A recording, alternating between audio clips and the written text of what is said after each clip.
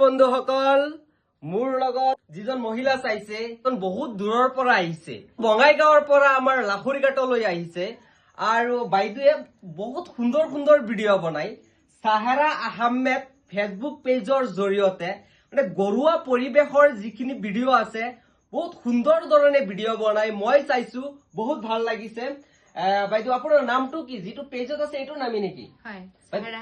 Sahara Ahmed আপুনি কেনে ধৰণৰ ভিডিঅ' বনাই মই এনে ধৰা ঘৰুৱা ভিডিঅ' বনাও মানে কিচেনৰ কিবা কিবি বনাই থাকো তাৰ পাছত আকৌ ক'তবা গ'লো সেইখিনি ভিডিঅ' বনাও মই মানে ব্লগ ভিডিঅ' বা ঘৰত মানে কি কৰে সেইখিনি মানে বনাই আৰু মানে কিবা এটা আপুনি বনাই আছে নতুন কিবা খোৱাৰ বস্তু বনাই আছে সেইটো দেখুৱাই বা কৰবাত ফুৰিব গৈছে সেইটো দেখুৱাই